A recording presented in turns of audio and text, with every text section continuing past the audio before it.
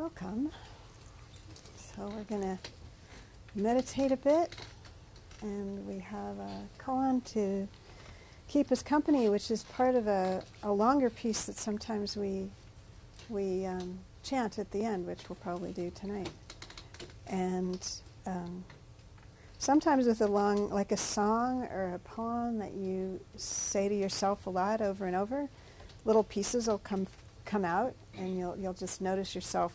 You'll wake up singing something, or you'll whatever. So this is the piece that these are the lines that came to me.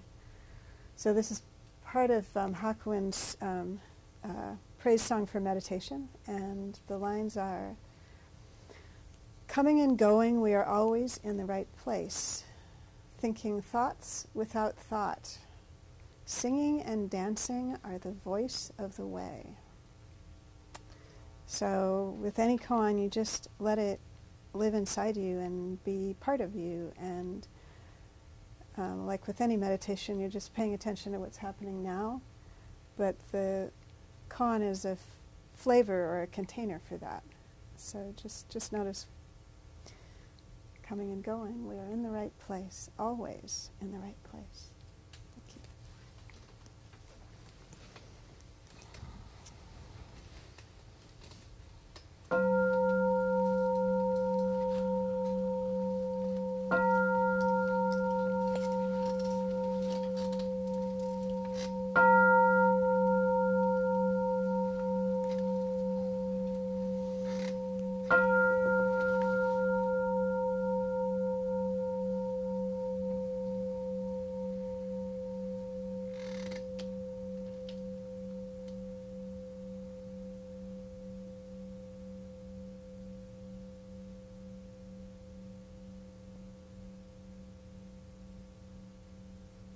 So as you're hearing the bell get softer,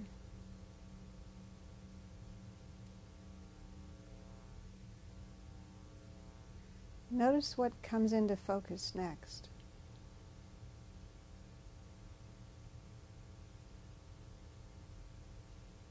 For me, I'm feeling my heartbeat.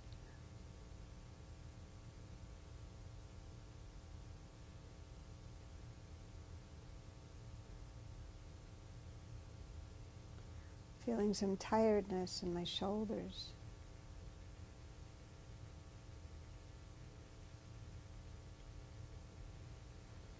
And then there's something undefinable. Without words, I'm noticing.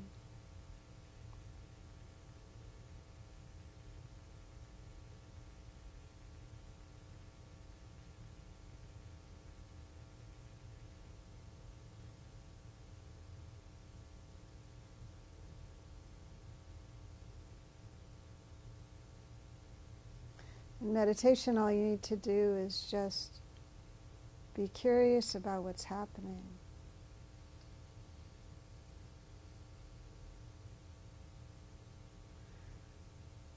And if you're lucky, you don't have to judge. This is a good thing or that's a bad thing. Just notice.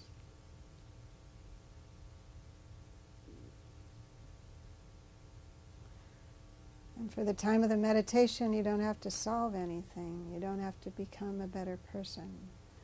You don't have to make anybody else a better person. Coming and going, we are always in the right place. Coming and going, I am always in the right place. Thinking thoughts without thought. Singing and dancing are the voice of the way.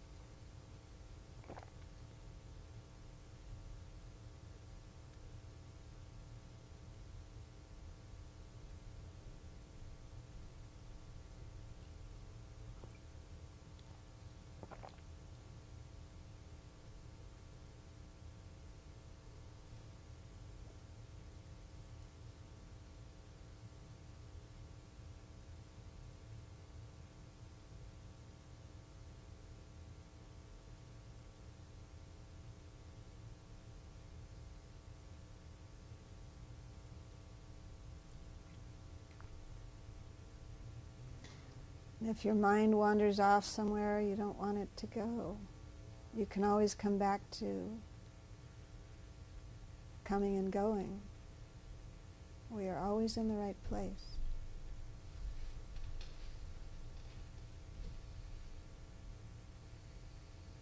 Thinking thoughts without thought. Singing and dancing are the voice of the way.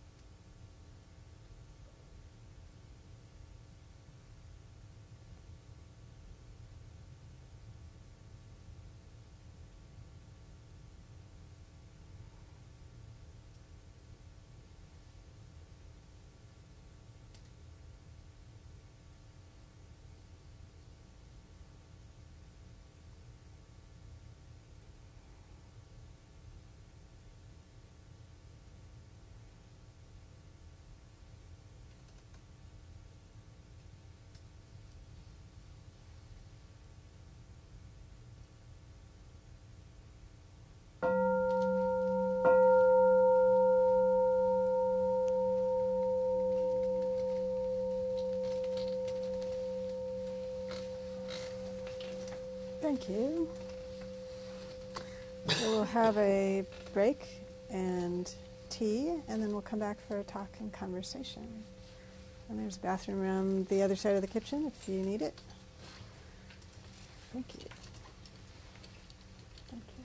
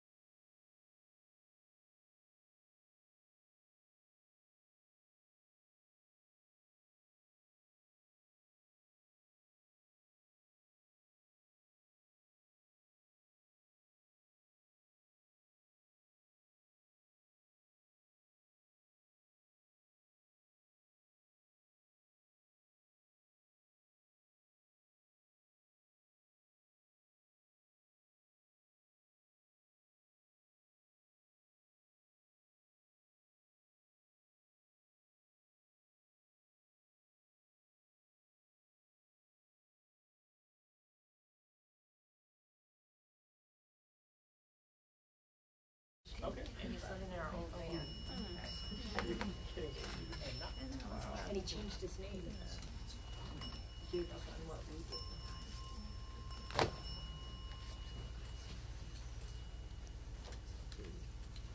These bells are so fun to play with. It's like, all you have to do is touch it.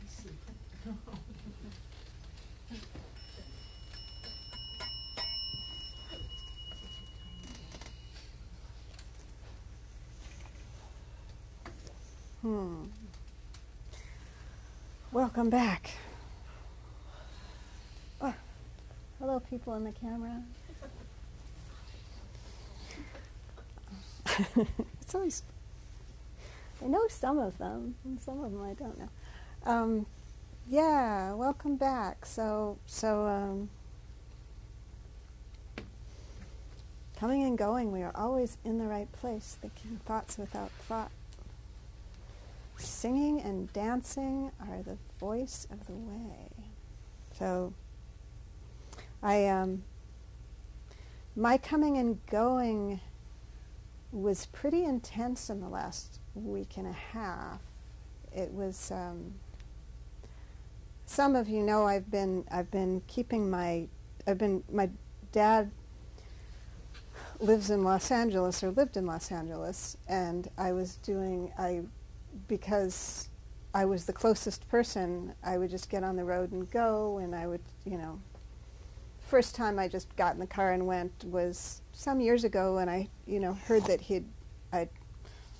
my stepmother sent a picture of his face after he had fallen, and it was like, oh, I'm going, need to go, but him being the most amazing healer in the world, within 4 days he looked sort of pretty much back to normal and knew what day it was and all that. But it was the beginning of something that was kind of a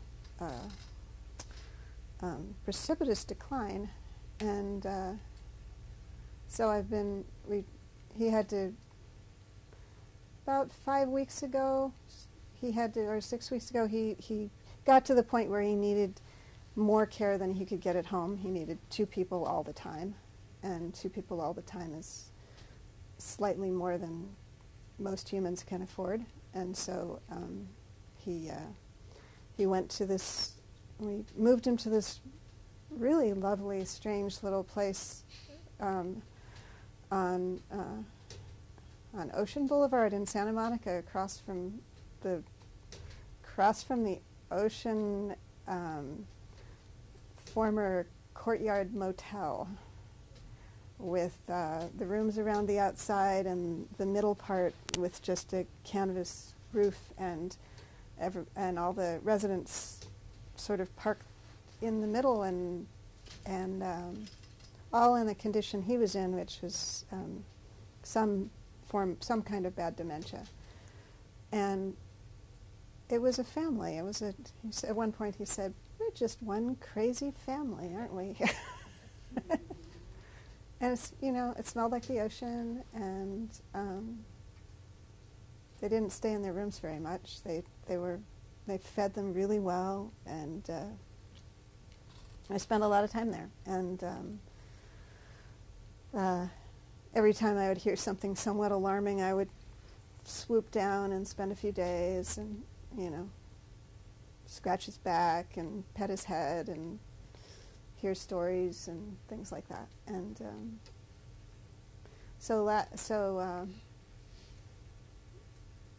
we could go to 2 weeks ago tomorrow. Yeah, 2 weeks ago on Tuesday, I decided I was going to go down for just a few days, and I'd go down and see how he was doing. And so I stayed from Tuesday to Thursday. Stayed for, had enough time to really be with him, and I could tell that things weren't going terribly well. I could tell he was having a little trouble with a straw. At this point, you drink through a straw, it's the easiest way, but when you can't navigate a straw anymore, then your options are pretty limited. So I could tell that there was something that wasn't going so well. And then I got a call on Sunday. So I got home Friday, got a call on Sunday from my sister saying he was in bed and wasn't getting up, and he might not be there much longer. His breathing was not going well, and so I made 2 airplane reservations in quick succession, which I canceled. The things you do. I packed a suitcase really well and left it behind. Then I got in the car and I drove to Los Angeles and was lucky to be there with him for the next 36 hours, which was the rest of his life. And so coming and going, you're always in the right place. There was something so strange about trying to... I was there on a Sunday and I was like, was I only home for a day and a half? That's so, I couldn't do I realized when, I don't know if other people feel this way, but the only other time I've been in my life when time has gone so slowly has been when I had a newborn baby. The baby time seems to last no time, but it lasts forever. And the end of life is just the same. It's like you're in this world, and sleep and waking don't really, night and day don't matter so much. And there's just this one person who deserves all your love and attention, for that period of time. And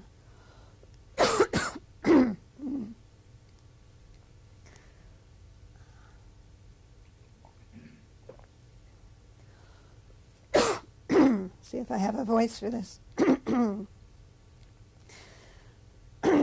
So there was the period of time of just sitting there and being arrived at 10 p.m., stayed, hung out till 1:30, went home to sleep, didn't sleep much, came back. My sister and niece were there. She had her guitar. We sang him songs, sang him all the goodbye songs. There's a lot of really great goodbye songs, all the beautiful, all the beautiful folk songs and old-time songs and religious songs and the whole deal, everything for saying goodbye to your dearest love. And singing and dancing is Voice of the Way. It was really beautiful. I don't know what he heard, but we heard, and we heard each other.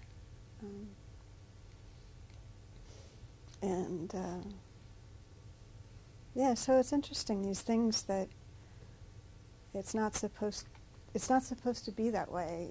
In your mind, you think everybody will all just live forever, and none of this will ever happen. And it's kind of nice to notice that when it does, you just jump in the river and you just go, And I think for him too, like when the time came, he jumped in the river and he was doing the thing that we all are going to do someday. And if we're really lucky, we get to have the people we love singing us songs, which I was aware of that too. I was aware that the family was we were teaching each other what it's like, how we do this. That how we do this now is how we do this, and how the kids, how the kids will do this for us, and how their kids will do this for them. And so that was, anyway, that I felt, really grateful for that, for the time that I've had in this and thinking thoughts without thought. It's funny, all the thoughts that you have about how your parent let you down, and we will always let our children down, and then at a certain point, you turn that car off, the one where they're going to become better, they're going to remember,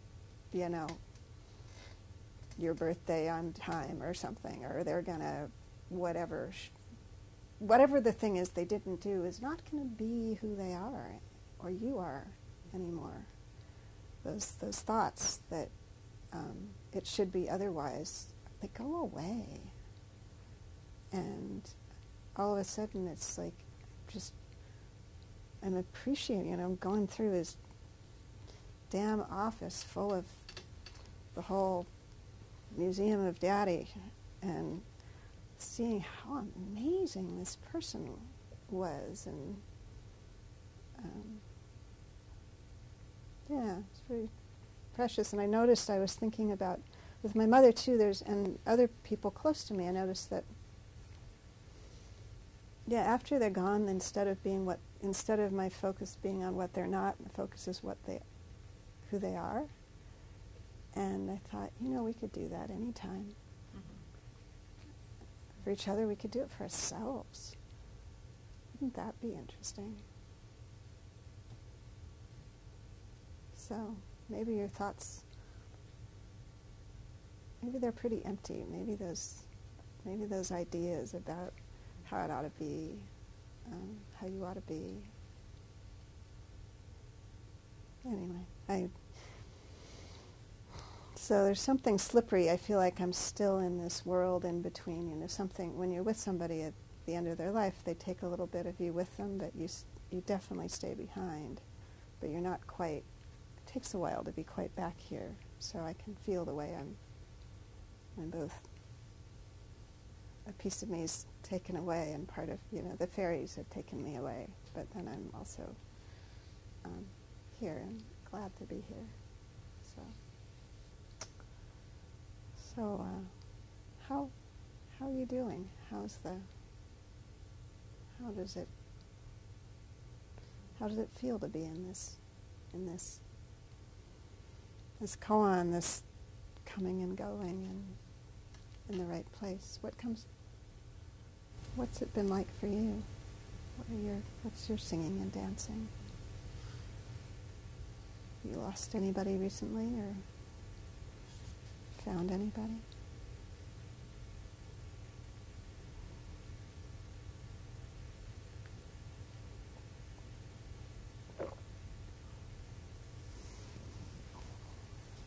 Feel free to talk, even though my thing was intense. You're like, it's all right.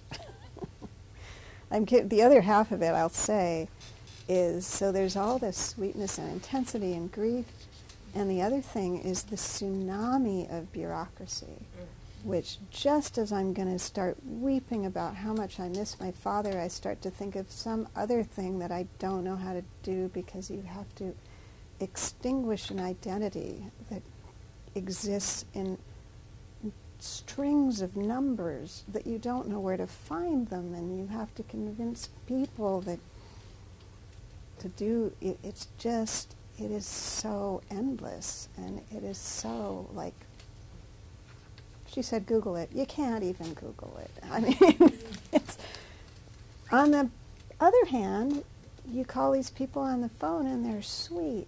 They're really, the person who you just couldn't bear, they are so nice. My father just passed away, and I'm trying to figure out how to, and I say, I am so sorry. And then learning curve, grief, vastness, strings of numbers, pieces of paper, stamps, envelopes. How do you fax from your phone? I mean, my God. So anyway, so what did you notice? Tell me about you. Tell me a story. Tell me about your meditation. I don't know if it's timing or whatever, but as you're talking about that, I could really emphasize. I work as a caregiver in a long-term care facility, and the residents have dementia. Yeah. So as you were talking about that, and watching someone go through that journey and that process, and on the one hand, it's really interesting from a caregiver's perspective, because the only version they need is the person who has Alzheimer's and Parkinson's or frontotemporal dementia. But as painful as it is, I think something that I've always held with me is when someone goes through all that, all the walls and the barriers get and you meet a person at their core because the ego's gone, and you get to meet a side of that person and know a side of that person that you wouldn't otherwise. And I think that's one of the most beautiful things I've seen happen on the journey repeatedly with so many residents. They've had walls their entire lives, and then they finally let them down, and they get the courage to tell someone that they love them, or someone that didn't like to be touched suddenly wants to be held all the time and becomes a cuddle bear. And I kind of went through some grief recently where a resident passed away, and it was very hard because he was really special. Yeah. I think something that reassured me was realizing that I did everything I could do, and I was in the right places at the right time. Yeah. And I have no doubt that that is the same for you. You did everything you could do. Yeah, there's some of the people I can tell, it's like they definitely, that, and especially when it gets so concentrated at the end, that a little kindness is a huge thing. Oh, yeah. And just the interactions with people around it was lovely. And actually the last day, everybody kind of knew what was happening in that room, and it was very quiet, and I got hugs and caring from a few residents, who just, without really explaining it, people who are very much in their own little delusional world were also clearly aware of everything. You could tell that day, And the next day it was very quiet, and I thought, they miss him too. Yeah. That's, yeah.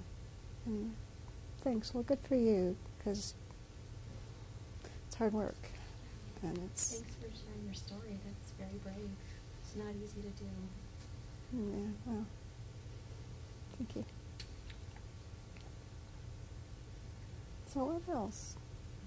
I liked what you said about remembering your dad for who he was, and how that's something that we can bring into our everyday relationships with other people.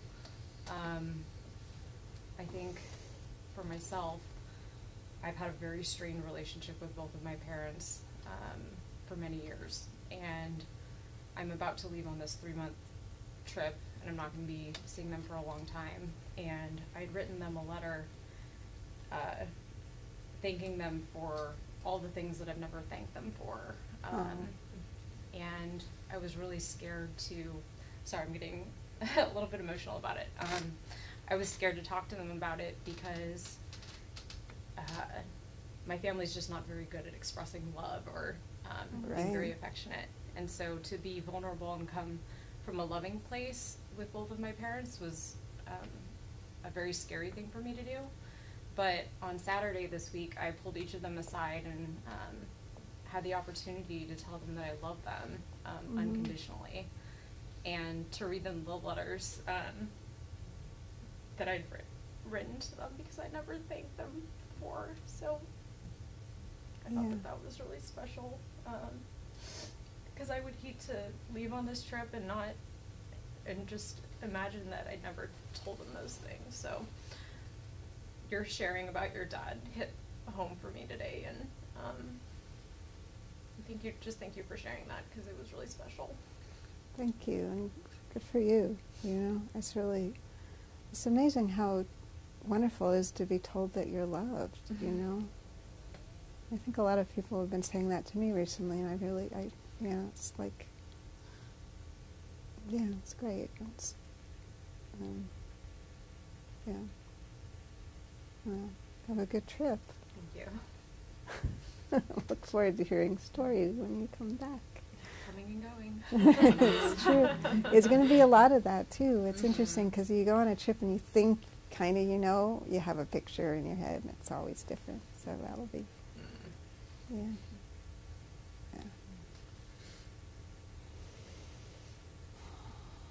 What else? You've been in my thoughts a lot for the past few days, and I wasn't sure whether you'd make it back, here, but kind of selfishly, I'm glad that you did.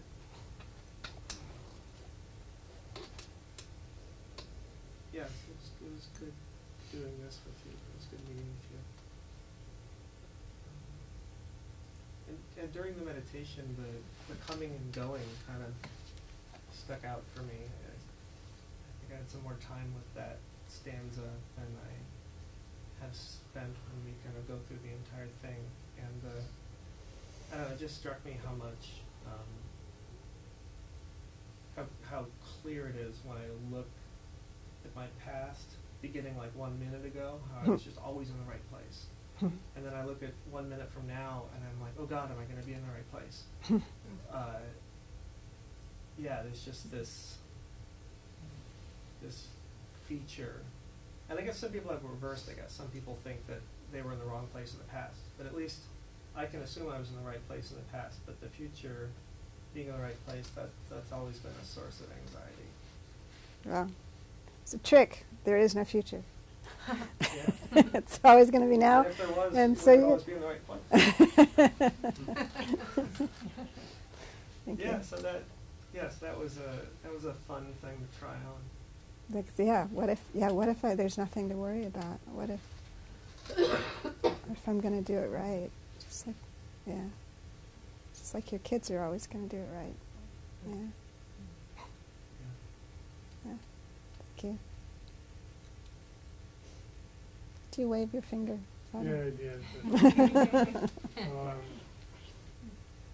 I'll let it go for the moment. It'll come back. Oh, okay. Maybe. Right.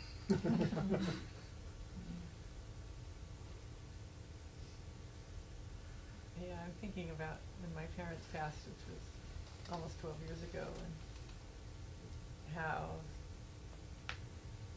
as they were in the last year and they were obviously getting sick and dying, it's like I got the whole person back. Mm-hmm. You know, we'd sort of been locked into just how we interacted with each other, and they had become a little diminished as they got older, and I didn't see their fullness of their whole lives or who they were as well, and then that all kind of fell away.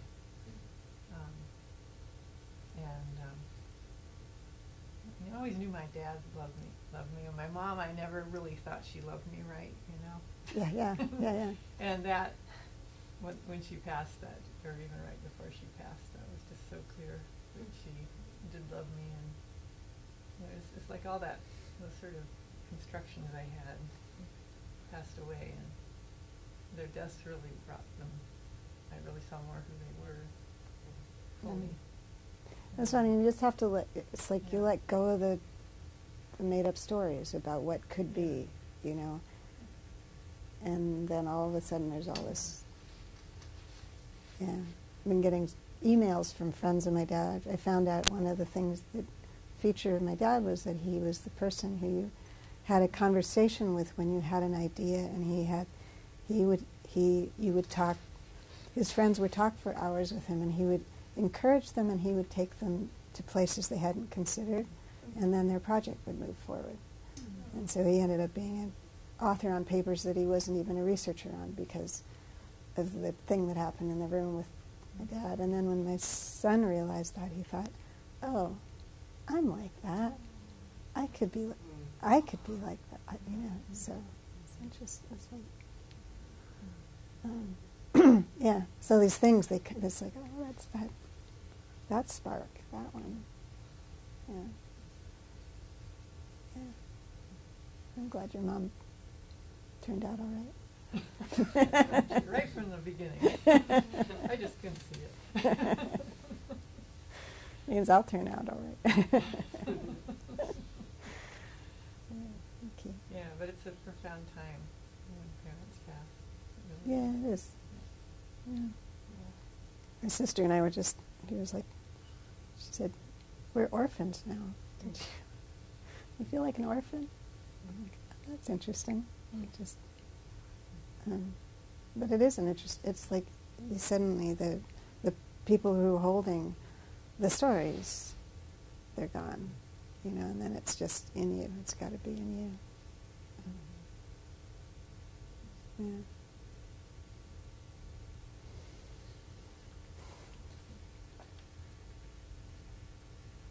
Yeah. So I know based on some of our past conversations I've shared that I could really relate to you with your dad because my grandma has been going through very severe dementia for the past about 7 years or so. And she's the most important woman in my life because she raised me and I'm who I am today because of her. But she lives halfway across the world. So my constant fear, and I mean, I live with this fear, is that I won't be at the right place at the right time. And honestly, like anywhere I go, I always check my phone to make sure that I have reception in case I get that phone call. She is 94 now, and it could be happening any day. And I'm in, my profession is one where it's not easy to take off. So I live with that fear. So when you talked about, you know, being fearful, being in that, not being there at the right time, I understand that, you know, coming and going, you're always where you're supposed to be, but it's like I have to convince myself of that. And I haven't been able to convince myself of that. It's like I get it from a third person point of view, but not from a personal point of view. And then like the selfish part of me just wants her to be here forever, but the non-selfish part of me like understands that she needs to go because she tells me in her, once in a while in her clarity, she would say that, you know what, I don't know who I am, I just want to go and be with Grandpa. But it's a fear that I live with. Well, and I think the thing is that the in the right place is right now is just the I'm really afraid of losing my grandmother, and that's, you know, you're here now with that, and then the next thing and the next thing, and I don't know. I'm glad I got back in time. I did have that thought, you know. I went home in the wrong time, you know, and but there is this thing that also we do this trip ourselves from birth to you know, it's like there are people around, but we've got our own thing to do, and so you're in the, you know, you're doing the life that your grandmother would have for you. She'd probably be thrilled that you have better things to do than wait by her bedside, you know. And still you feel sad, and it's, you know, and anxious. And yeah, it's interesting. I'm in a place where I don't have to feel that anxiety anymore. Yeah, not sure what I think of that. Yeah, not sure what I think of that.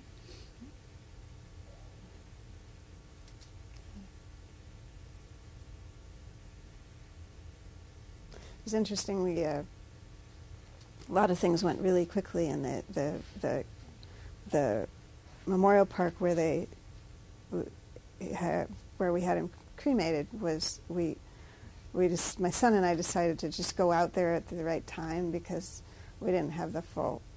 We're a fairly small family. We didn't like make a big space, so we'd rent the chapel and stuff. But we went anyway, and when we got there, it was like, oh, you could watch the smoke, and I was like, that's him. So we sat there and kept. It felt really lovely. It was a beautiful place, and the Topanga Canyon is just these beautiful rocks, and then there was this green, you know, cemetery where we could watch him and watch the birds and watch the little bits of him go up, and at the very end, the black smoke turns to white. It's funny, and then it's over. Like, you know what that is, but I was sort of glad that the mysterious last bit was kind of. So there's a lot of ways to keep your grandmother company, I guess I'm saying. There's sometimes there's like, you have a feeling right afterwards, oh, she's here now with me, or, you know, there's these funny things where it gets very transpersonal, and it's very, like, time and space aren't quite are a little shiftier than normal right around those times. So, yeah.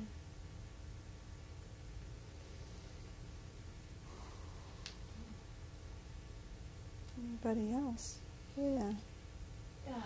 My heart is just so full hearing what's been shared and what you've shared, and I'm just aware of two different threads. I'm aware of the thread, and I appreciated what you had to say, Andy, and also you, of this, I think I have a lot of stress related to a monologue that goes on about how my past should have been, as Right. well as how my future should be. Mhm. And boy, am I tired of it. So, very wary of that monologue. So that happens, and then a separate strand, I've had a lot of work with elders in different situations, and I teach a class at a retirement facility called Verena, on mind, memory, and mood, and I have had two of the elders pass that have been in their 90s recently, and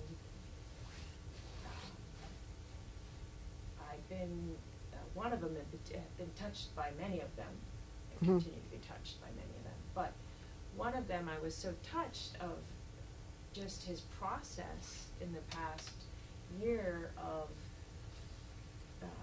decreasing capacity to do very much, and also expressions of missing of wishing he could give his life for his partner, and his process, and then I I'm just a bystander. I show up and I learn, oh, he's passed, and then a few months later I learn, oh, his partner's doing really well, and just these threads, and I don't have a great narrative of them, but just an awareness of not knowing that what does it all mean, and what's good and what's bad anyway. Yeah. No, it's really interesting. The effort, sort of the delightful effort that is made to to give insight and information to people who might not keep it for more than 30 seconds, but Yes. it's okay. Yes. It's Yes. it's all right. This It's all man right. would tell me over and over again what a lifesaver this group was, because it gave him a release valve for his stress of this aging experience that I guess he didn't have any other release valves for. Yeah. I have no other great way to express that. Did he use the word lifesaving? Something like that. Yeah, I would be like kind of dumbfounded, because Yes, right, exactly. The metaphor is interesting. yeah, well, and I'm not, I'm whatever age I am, so I don't have the phenomenological experience. I just have book learning in a way. So Yeah. yeah. Yes, I mean, there is a lot of, and what you do with the possibility of having camaraderie around this stuff, because I think a lot of times at the end of your life there, it's it's really wonderful to be able to talk about what's actually going on inside, but if it's really difficult, and you're living in a community where a lot of people are dealing with really difficult stuff, often it's more like, let's just be cheery. And so it's nice that you figured out a way to also have a space where people can be genuine about what they're feeling and be supported. Yeah.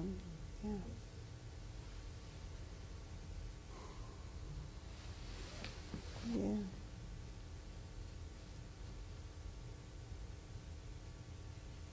Yeah. Well, it's interesting. We're all gonna, we're humans, so we're all kind of finite. Every bit of us is gonna. Every one of us is going to go through this intense.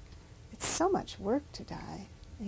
This incredible process. We're all gonna be so brave And people are going to love us so much, and they're going to miss us so much. And it's just wild that, how is it even possible? It's like, you'd think we'd spend our entire lives just dealing with the mortality of it all, and yet what we mostly do is just have our lives. And that's it's kind of precious, because as much as I think this is wonderful, I wouldn't want to do it all the time. Singing and dancing. Singing and dancing are the voice of the way, and that's the other part. It's like there's a lightness that's appropriate to being human. Because it ends, we don't have to be in that all the time. Because it's finite, it's really important to just, notice the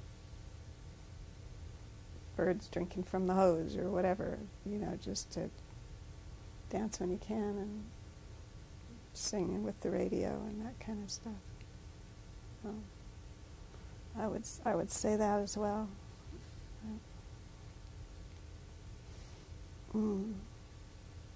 Anybody else?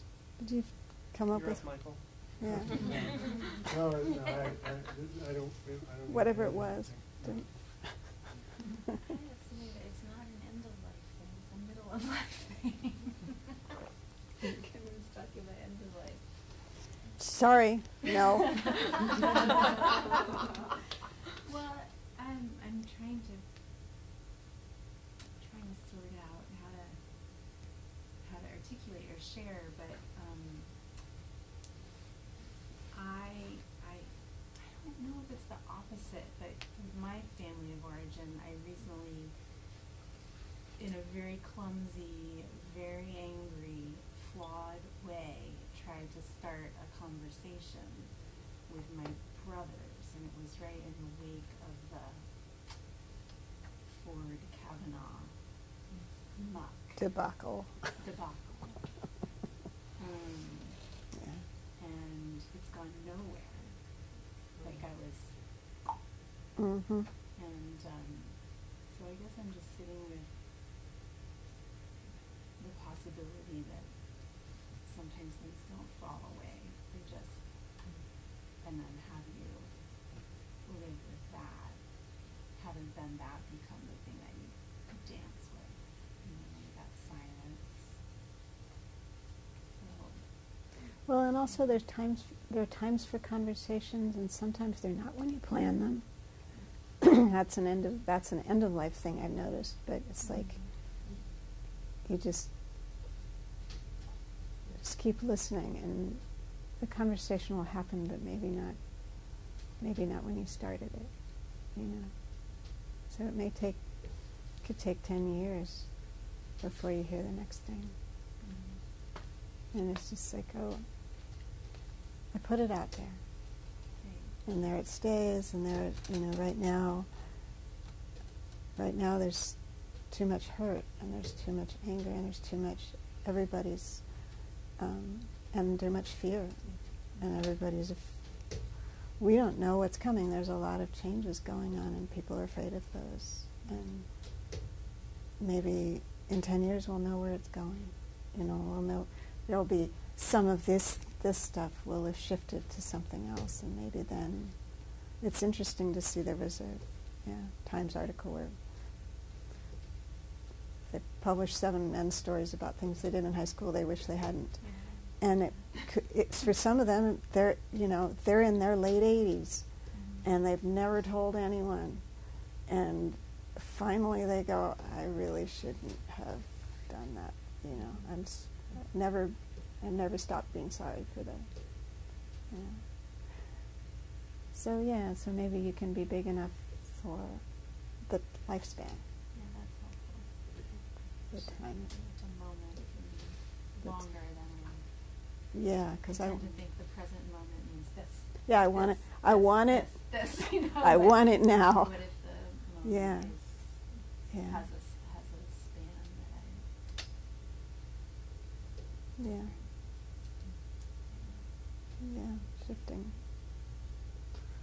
Shifting reality. Helps me with that is conversations with loved ones, which I've been in, maybe really fraught. is instead of entering a conversation with an expectation, because I find that when I play it out in my head and I think it's going to go a certain way, It never goes it that never way. goes and that's when the strong emotional reaction kicks in. And Yeah. it's wild also how mentioned different it can be from your plan. Yeah. Like Yeah. you probably didn't But also think less that. an expectation and more of a desire. Yeah. Well, I it's would a- desire to have this type of conversation, that maybe I'm not going to expect it. And maybe shifting that mentality a little bit, which is really hard. It takes a long time. I still struggle with it, but it has helped me stay calmer in those conversations and know how to see the value in what is said or not being said. Yeah, no, and it's really, I guess in a way it's even a little bit funny how much you think you just release the racing dogs and they're going to end up, they have to end up at the finish line, but my God, they go everywhere. It's just like the conversation is completely not the thing I thought if I started it this way, they would have to respond. And you go, interesting, nothing. Yeah, I mean, this is silence, so that's what I would say. It's not a conversation that's going in many It's different just, directions. it's just like, silence. you're not getting anything back, Yeah. right? And Which is a very different thing than being in a conversation that feels destabilizing. Being in well, and probably there is something going on. yeah. Oh, I You know. just are not. I know. It's I know. just in. And like you said, that transpersonal. I mean, Yeah. there's something happening. There's a lot. Yeah, there's a lot happening, and it's happening Yeah. in the culture as well as, and a lot of people are trying to have these conversations, and I suspect you're not the only one who's. Yeah. And good for you for trying, and yeah. Yes. Yeah. Well, I'm wondering, if we handed out the books, would you mind doing the full Hakuin song, praise song for meditation with me, and then we'll do the 4 vows? That'd be all right? It's, then you'd feel the context of this. This is also one of the pieces that was at this retreat, which was about this. This piece is a little bit of a sermon, I guess you could say. The guy who wrote it a couple hundred years, maybe a bit more ago, his audience was often people who had a somewhat different version of religion, and so he used a different language, and it was a very simple language for them. Hand me one just in case I don't remember it. How was the retreat? I was in Los Angeles. Oh, you weren't there. I like the retreat. Susan was there. It was great. It was very deep. I felt it.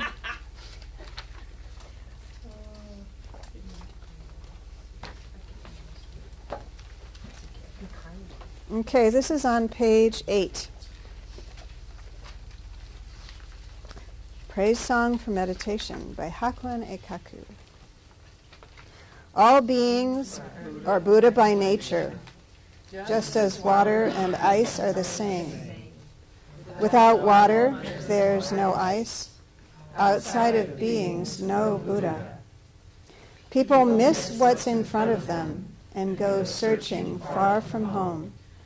It's sad, like someone standing in water and crying out in thirst, or a child from a rich family struggling among the poor. We cycle through heavens and hells because we keep setting out on the dark roads of ignorance. Dark road after dark road, when will we be free from birth and death? Meditation can't be praised enough. The good effects of generosity and discipline, prayer, self-reflection, and practice have their source in meditation. With what you gain from just one sitting, all your crimes are wiped away. Then where are those heavens and hells? The Pure Land comes near. If this way moves you, the first time you hear it, and you simply follow it, endless blessings come to you. Even more, if you turn the light inward and witness your own nature, which is empty nature, you go beyond any doctrine. The gate opens. Cause and effect are one. There's no two, no three. The formless form comes into form. Going or returning, we are in the right place. Thinking thoughts without thought, singing and dancing are the voice of the way. The vast emptiness of deep meditation, the brightness of the bright moon of wisdom. Is anything missing from this moment? Nirvana appears before us. This very place is paradise. This very body, the Buddha.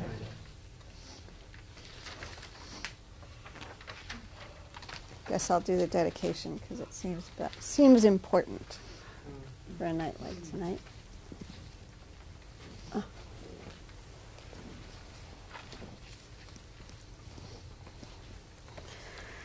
All living things are one seamless body and pass quickly from dark to dark.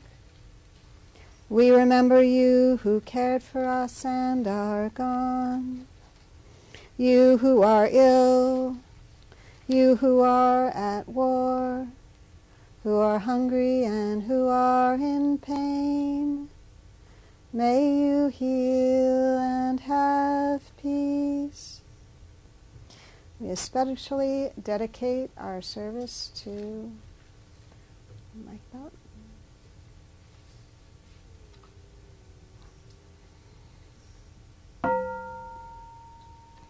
Cross on over, cross that river, set us free. Cross on over, cross that river, set us free. Cross on over, cross that river, set us free. All Buddhas throughout space and time, all awakened beings, great beings, the heart of perfect wisdom.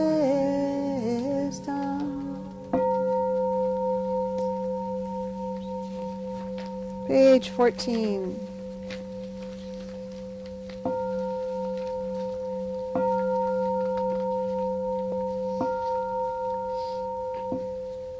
The four boundless vows.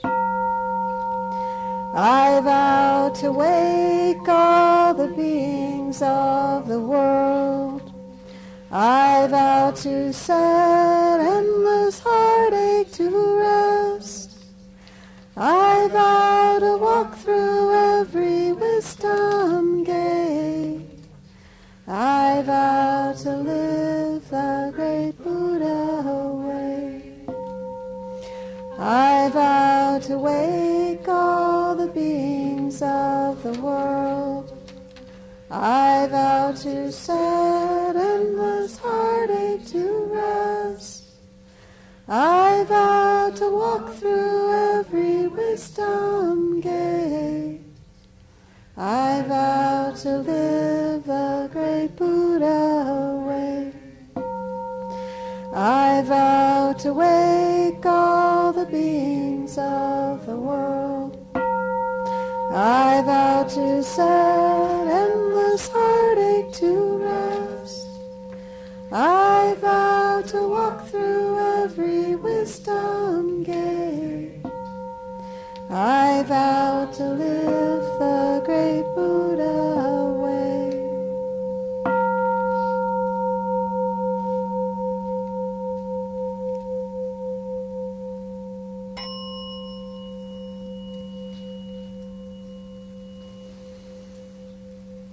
So, thank you, everybody. There's some, I guess, what are announcements? There will be meditation here 3 times a week. Thursday, 12 to 1, like this, except squished into a smaller package. Sunday morning, 10:30 to 12. And then Monday, I believe, is our 5th Monday, which we do a silent. We do this, but quiet, candles, no, a koan and a number of couple periods of meditation and tea, and just quiet. And it's really nice. It's very, you go away feeling that quiet all the way home and beyond. So come this next Monday. It's our silent sitting, and have a good evening. There's a box by the door. That's how we keep doing what we do. So be generous if you can, and put your name on the mailing list if you want to be on our mailing list. 1 email a week, and you'll find out what's happening the following week. So, thank you, everybody. Thank you.